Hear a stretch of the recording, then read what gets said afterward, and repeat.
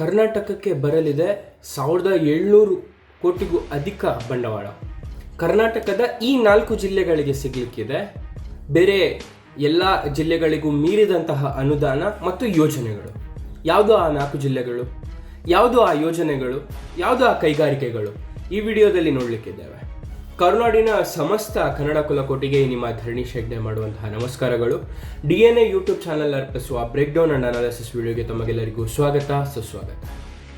ವೀಕ್ಷಕರೇ, ಒಂದು ರಾಜ್ಯ ಡೆವಲಪ್ ಆಗಬೇಕು, ಅಲ್ಲಿನ ಎಂಪ್ಲಾಯ್ಮೆಂಟ್ ಕ್ರಿಯೇಟ್ ಆಗಬೇಕು, ಅನ್ಎಂಪ್ಲಾಯ್ಮೆಂಟ್ ಕಮ್ಮಿ ಆಗಬೇಕು ಅಂದರೆ ಕೈಗಾರಿಕೆಗಳು, ಉತ್ಪನ್ನಗಳು ಜಾಸ್ತಿ ಆಗಬೇಕು.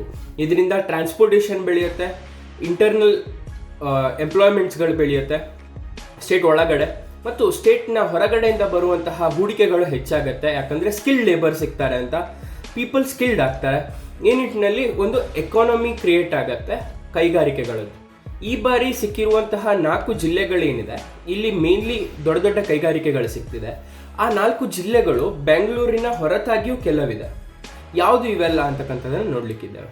ಮೊದಲನೇ ಬಾರಿ 1700 ಕೋಟಿಗೂ ಅಧಿಕ ಯೋಜನೆಗಳನ್ನು ಏಕಗವಾಕ್ಷಿ ಅಂತಕ್ಕಂತಹ ಪೋರ್ಟಲ್ ಇನಾಗ್ರೇಟ್ ಮಾಡಿದ್ರು MB ಪಾಟೀಲ್ ಮತ್ತು ಸಿದ್ದರಾಮಯ್ಯನವರು. ನಿಮಗೆ ಗೊತ್ತಿರಬೇಕು, ಏಕಗವಾಕ್ಷಿ ಅಂತಕ್ಕಂತಹ ಪೋರ್ಟಲನ್ನು ಕರ್ನಾಟಕ ಸರ್ಕಾರ ರಿಲೀಸ್ ಮಾಡಿದ್ದು ಯಾಕೆ ಅಂದರೆ, ಸರ್ಕಾರದ 30ಕ್ಕೂ ಅಧಿಕ ಇಲಾಖೆಗಳ ಎಲ್ಲ ಒನ್ ಹ್ಯಾಂಡ್ ಸೊಲ್ಯೂಷನ್ಗಳು ಕೂಡ ನಮಗೆ ಆ ಏಕಗವಾಕ್ಷಿ ಪೋರ್ಟಲಲ್ಲಿ ಸಿಗಲಿಕ್ಕಿದೆ.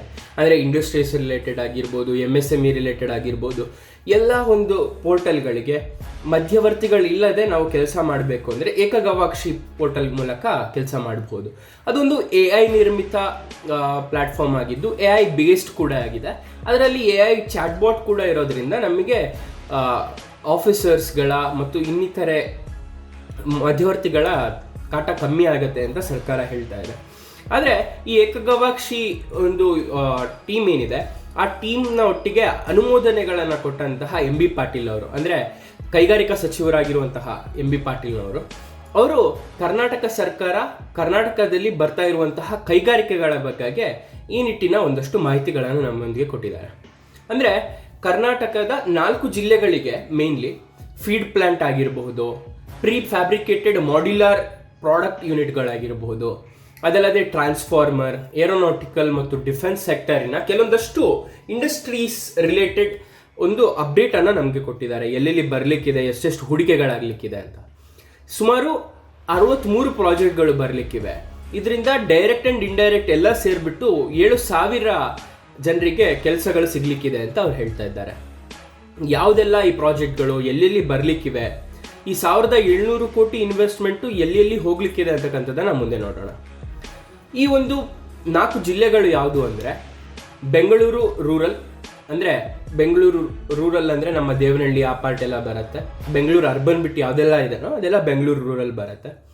ಅದಾದ ನಂತರ ದಕ್ಷಿಣ ಕನ್ನಡ ಜಿಲ್ಲೆ, ಕೋಲಾರ, ತುಮಕೂರು, ಈ 4 ಜಿಲ್ಲೆಗಳಿಗೆ ಹೆಚ್ಚಿನ ಅನುದಾನ ಮತ್ತು ದೊಡ್ಡ ಕೈಗಾರಿಕೆಗಳು ಬರಲಿಕ್ಕಿವೆ. ಇದರಲ್ಲಿಯೂ ಕೂಡ ನಾವು ಹೇಳ್ಬೋದು, MB ಪಾಟೀಲ್ ಅವರು ಅವರದೇ ಆದಂತಹ ಉತ್ತರ ಕರ್ನಾಟಕಕ್ಕೆ ಏನು ಕೊಡದೆ ಬರೀ ದಕ್ಷಿಣ ಕರ್ನಾಟಕದ ರೀಜನ್ಗಳಿಗೆ ಜಾಸ್ತಿ ಕೊಟ್ಟಿದ್ದಾರೆ ಅಂತಲೂ ನಾವು ಹೇಳ್ಬೋದು.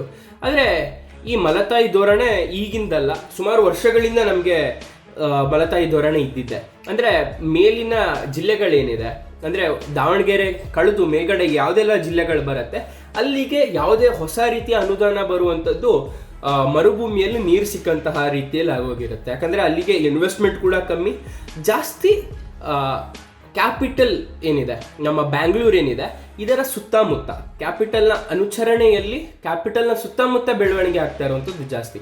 ಯಾಕಂದರೆ ಮೊದಲು ಮೈಸೂರು ಕ್ಯಾಪಿಟಲ್ ಇತ್ತು, ಆಗ ಮೈಸೂರಿನ ಹತ್ತಿರ ಇದ್ದಂತಹ ಬೆಂಗಳೂರು ಮತ್ತು ಈ ನಿಟ್ಟಿನ ಪ್ರದೇಶಗಳು ಡೆವಲಪ್ ಆಯಿತು. ಅದಾದ ನಂತರ ಈಗ ಬ್ಯಾಂಗ್ಳೂರ್ ಕ್ಯಾಪಿಟಲ್ ಆಗಿದೆ. ಇದರ ಸುತ್ತ ಬರುವಂತಹ ತುಮಕೂರು, ಮೈಸೂರು ಮತ್ತು ಕೋಲಾರ, ಚಿಕ್ಕಬಳ್ಳಾಪುರ, ಇಲ್ಲಿ ಡೆವಲಪ್ಮೆಂಟ್ಗಳು ಜಾಸ್ತಿ ನಡೀತಾ ಇವೆ.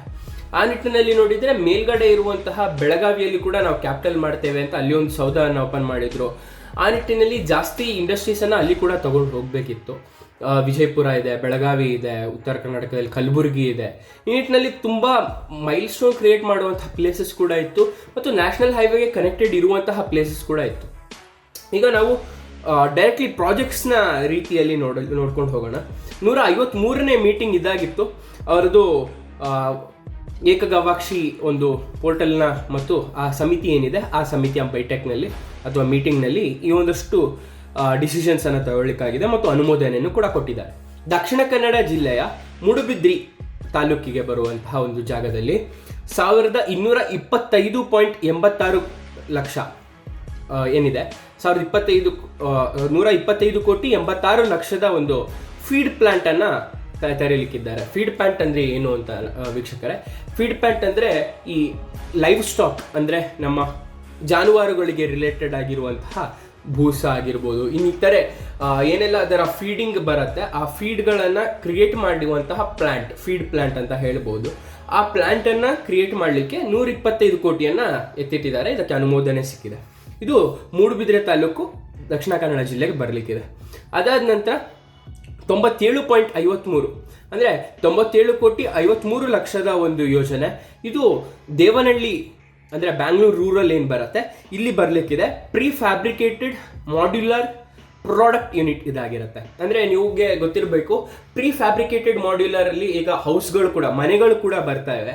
ಈ ನಿಟ್ಟಿನ ಒಂದಷ್ಟು ಪ್ರಾಡಕ್ಟ್ಗಳು ಬರುವಂತಹ ಯೂನಿಟನ್ನು ದೇವನಹಳ್ಳಿಯಲ್ಲಿ 97 ಕೋಟಿಯ ಅನುದಾನದಲ್ಲಿ ಅನುಮೋದನೆ ಸಿಕ್ಕಿದೆ. ಅದಲ್ಲದೆ ತುಮಕೂರಿನ ಹಿರೇಹಳ್ಳಿ ಇಲ್ಲಿ ಸುಮಾರು 50 ಕೋಟಿ ಆಸ್ಪಾಸಿನ ಒಂದು ಚಿತ್ರಣ ಕೊಡ್ತಾ ಇದ್ದಾರೆ. ಆ ನಿಟ್ಟಿನಲ್ಲಿ ಒಂದು ಟ್ರಾನ್ಸ್ಫಾರ್ಮರ್ ಮತ್ತು ರೇಡಿಯೇಟರ್ ಯೂನಿಟನ್ನು ಅಲ್ಲಿ ತರಲಿಕ್ಕಿದ್ದಾರೆ. ಈ ಯೂನಿಟನ್ನು ಹಿರೇಹಳ್ಳಿ ತುಮಕೂರಿನಲ್ಲಿ ಬರಲಿಕ್ಕಿದೆ. ಅದಾದ ನಂತರ ಟೋಟಲಿ 50 ಕೋಟಿ ವೆಚ್ಚದ 50 ಕೋಟಿ ಅಂದರೆ 50 ಕೋಟಿಯ ಆಸ್ಪಾಸ್ ಇರುವಂತಹ ಮತ್ತು 50 ಕೋಟಿಗಿಂತಲೂ ಹೆಚ್ಚಿರುವಂತಹ 7 ಪ್ರಾಜೆಕ್ಟ್ಗಳು ಬರಲಿಕ್ಕಿವೆ ಅಂತ ಹೇಳ್ತಾ ಇದ್ದಾರೆ. ಈ 7 ಪ್ರಾಜೆಕ್ಟ್ ಟೋಟಲ್ ಮೊತ್ತ ಏನು ಹೇಳ್ತಾ ಇದ್ದಾರೆ ಅವರು 593 ಕೋಟಿ 80 ಲಕ್ಷ ಆಗಲಿಕ್ಕಿದೆ ಅಂತ ಅವ್ರು ಹೇಳ್ತಾ ಇದ್ದಾರೆ. ಇದರಿಂದಾಗಿ 2093 ಎಂಪ್ಲಾಯ್ಮೆಂಟನ್ನು ನಾವು ಜನರೇಟ್ ಮಾಡ್ತೇವೆ, ಹುದ್ದೆಗಳನ್ನು ನಾವು ಜನರೇಟ್ ಮಾಡ್ತೇವೆ ಅಂತ ಅವ್ರು ಹೇಳ್ತಾ ಇದ್ದಾರೆ. 2000 ಜನರಿಗೆ ಕೆಲಸ ಕೊಡಲಿಕ್ಕೆ 500 ಕೋಟಿ ಇನ್ವೆಸ್ಟ್ಮೆಂಟನ್ನು ಕರ್ನಾಟಕ ಸರ್ಕಾರ ಮಾಡ್ತಾ ಇದೆ. ಅದಾದ ನಂತರ 15ರಿಂದ 50 ಕೋಟಿಯ ಒಳಗಿನ ಅಂದರೆ 15 to 50 crore ಒಳಗಿನ 53 ಪ್ರಾಜೆಕ್ಟ್ಗಳು, 53 ಯೋಜನೆಗಳು ಬರಲಿಕ್ಕಿವೆ ಅಂದರೆ ಕೈಗಾರಿಕೆಯಲ್ಲಿ. ಇದರಿಂದ 1106 ಕೋಟಿ 60 ಲಕ್ಷದ ಒಂದಷ್ಟು ಪ್ರಾಜೆಕ್ಟ್ಗಳು, ಟೋಟಲಿ 53 ಪ್ರಾಜೆಕ್ಟ್ಗಳು ಬರಲಿಕ್ಕಿದೆ. 15ರಿಂದ 50 ಕೋಟಿಯ ಬಡ್ಜೆಟ್ ಇರುವಂತಹ ಪ್ರಾಜೆಕ್ಟ್ಗಳು. ಇದರಿಂದಾಗಿ ಸುಮಾರು 4961 ಜನಗಳಿಗೆ ಎಂಪ್ಲಾಯ್ಮೆಂಟ್ ಕ್ರಿಯೇಟ್ ಆಗುತ್ತೆ ಅಂತ ಅವ್ರು ಹೇಳ್ತಾ ಇದ್ದಾರೆ.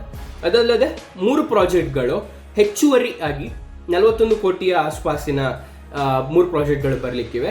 ಇದರಿಂದಾಗಿ 165 ಜನರಿಗೆ ಕೆಲಸ ಸಿಗತ್ತೆ ಅಂತ ಸರ್ಕಾರ ಹೇಳ್ತಾ ಇದೆ.